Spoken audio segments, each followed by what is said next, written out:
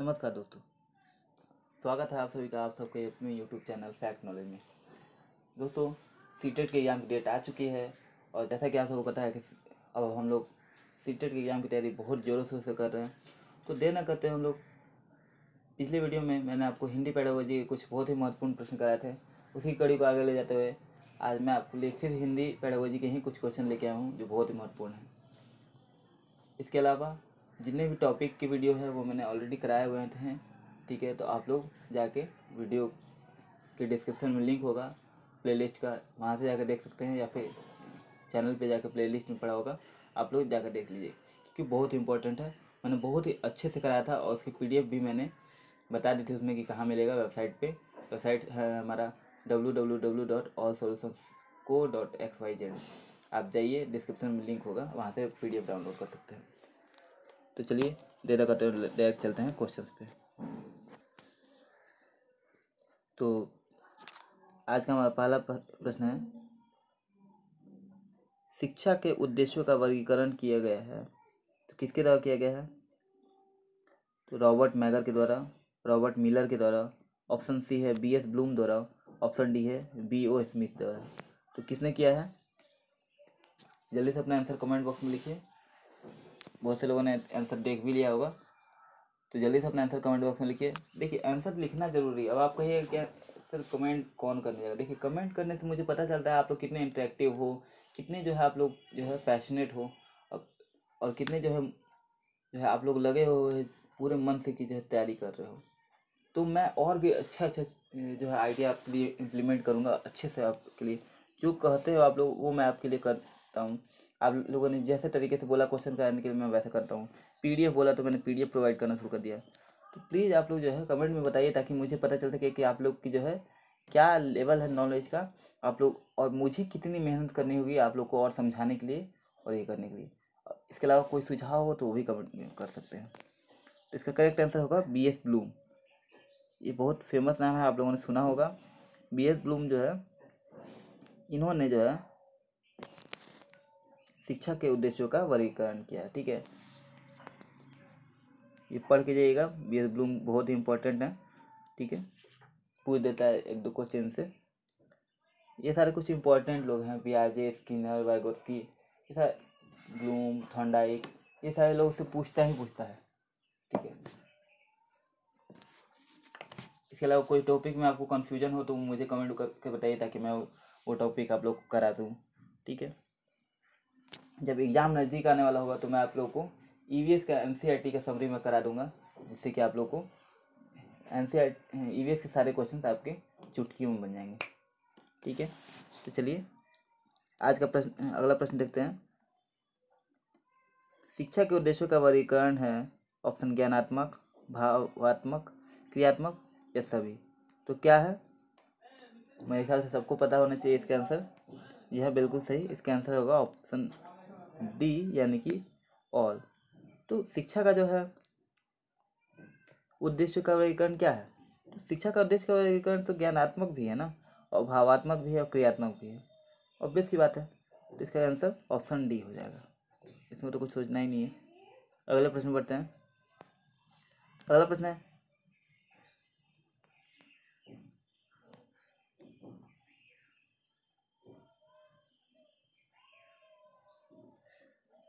Question का पूछ रहा है कि सूक्ष्म से स्थूल की ओर शिक्षण सूत्र की पालना यानी धारणा किस विधि में स्पष्ट दिखाई देती है?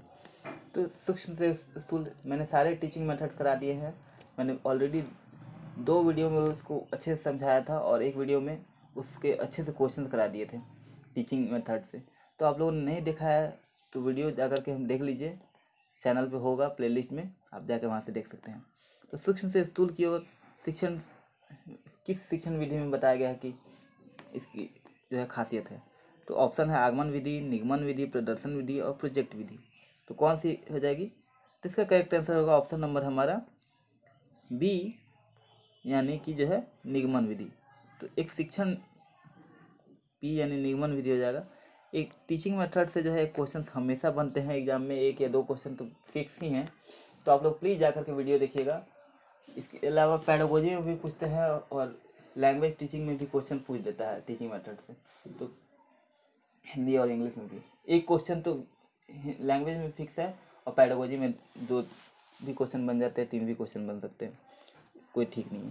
तो इसलिए प्लीज़ जाकर के आप लोग देखिएगा, टीचिंग मेथड बहुत इंपॉर्टेंट है और आप लोग के डेली लाइफ के लिए भी ज़रूरी है। आप लोग सब शिक्षक हैं और शिक्षक बनने वाले हैं जो लोग, तो प्लीज़ जो है आप लोग जो है टीचिंग मेथड मैंने बहुत अच्छे से समझाया था, उसकी PDF भी मैंने प्रोवाइड कर दी।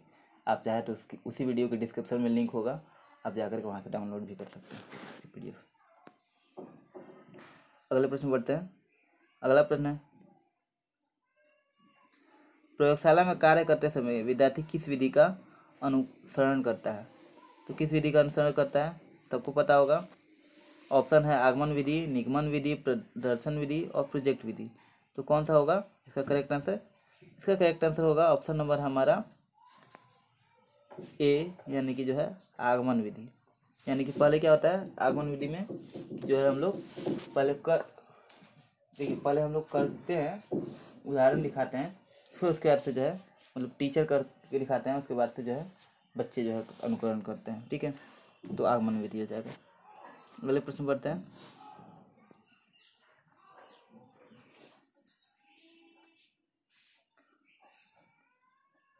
प्राथमिक कक्षाओं के विद्यार्थियों की कौन सी विधि आपको आपकी दृष्टि में उत्तम होगी? प्राथमिक कक्षाओं के विद्यार्थी के लिए कौन सी विधि उत्तम होगी? फिर टीचिंग मेथड से क्वेश्चन, तो मैंने लगभग 20 से 25 टीचिंग मेथड मैंने कराए हुए हैं। ठीक है, तो आप जा करके देख लीजिएगा, और भी शॉर्ट में कराया है, बहुत अच्छे से डिटेल मतलब एकदम अच्छे से समझाया। शॉर्ट में ज़्यादा बड़ा लेक्चर नहीं है, ऑलमोस्ट 20 मिनट का होगा एक लेक्चर, दूसरा भी 20 मिनट का होगा, लेकिन 40 मिनट मैंने पूरे अच्छे से समझा दिया है। ठीक है, तो व्याख्यान विधि, समस्या समाधान विधि, आगमन विधि और निगमन विधि, यानी कि प्राथमिक कक्षा में विद्यार्थी कौन सी विधि आपको आपकी दृष्टि में उत्तम होगा, जल्दी से बताइए। तो इसका करेक्ट आंसर होगा ऑप्शन नंबर हमारा सी, यानी आगमन विधि। कभी आगमन विधि जो है प्राथमिक कक्षाओं में अच्छी होती है, क्योंकि जो है बच्चों को पहले उदाहरण देते हैं उसमें हम लोग, कि जो है मान लीजिए फूड पढ़ाने जा रहे हैं, फूड चैप्टर को, तो उसमें आप जो है एक मैं उदाहरण दे रहा हूँ, मैं साइंस से मैं साइंस का ये करता हूँ, उदाहरण देता हूँ। तो आप फूड चैप्टर पढ़ाने जा रहे हो EVS को का, तो आप जो उसमें अलग अलग तरीके से पढ़ाओगे ना, इकोसिस्टम पढ़ाने जा रहे हैं, तो अलग अलग इकोसिस्टम की जीव जंतुओं को उदाहरण देंगे। ठीक है, पेड़ पौधे के बारे में पढ़ाने जा रहे हैं। ठीक है, तो आप जो है प्रकाश संश्लेषण पढ़ाने जा रहे हैं, तो पेड़ से संबंधित पहले सवाल पूछेंगे, उदाहरण कुछ बताएंगे, उसके बाद से तब मेन कॉन्सेप्ट पे लेके जाएंगे। तो यही आगमन विधि कहलाती है। प्राथमिक कक्षाओं में सबसे ज़्यादा जरूरी होता है ये, बच्चे ताकि अच्छे से समझ पाएँ। अगला प्रश्न है आज का हमारा अगला प्रश्न, हिंदी भाषा में, यहाँ सही से टाइप नहीं हो पाया, स्वरों की संख्या कितनी होती है? कितनी होती है स्वरों की संख्या? ये क्वेश्चन हमेशा पूछता है हिंदी भाषा में कितनी होती है, फिर इंग्लिश लैंग्वेज में भी पूछ देता है कि इंग्लिश में कितनी होती है। यानी कि जिस भाषा का आपने भरा है लैंग्वेज का, उसके आपको पता होना चाहिए। तो हिंदी भाषा में कितने होता है स्वर की संख्या? तो इसका करेक्ट आंसर होगा ऑप्शन नंबर हमारा 1, यानी कि 11 होती है, 11 होती है हिंदी भाषा में स्वर की संख्या। ठीक है, अब पूछ रहा है हिंदी भाषा में मूल व्यंजनों की संख्या कितनी होती है? तो मूल व्यंजन देखिए, हिंदी भाषा में व्यंजन की संख्या कितनी होती है? मूल व्यंजन की संख्या ऑप्शन है 40, 47, 31 और 33, यानी कि 40, 47, 31 और 33। क्या होगा इसका आंसर? इसका आंसर होगा, जल्दी से आंसर जल्दी, हाँ कमेंट बॉक्स में लिखिए जल्दी से अपना आंसर।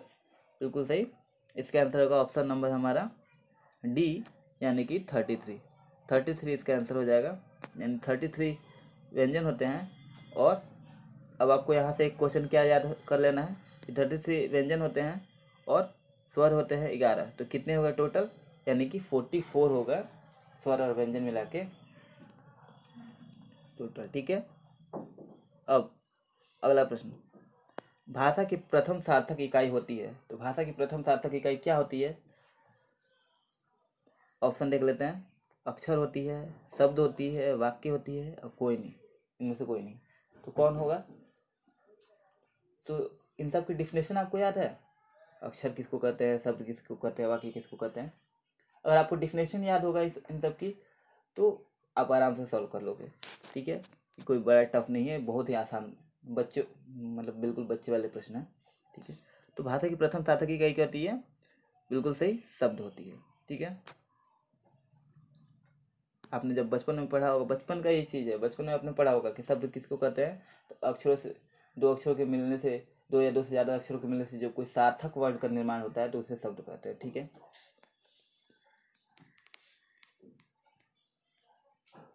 अगला प्रश्न है गद्य साहित्य। अगला प्रश्न और आज का लास्ट प्रश्न है, गद्य साहित्य का मुख्य प्रकार या स्वरूप है। तो गद्य साहित्य का मुख्य प्रकार या स्वरूप कौन सा है?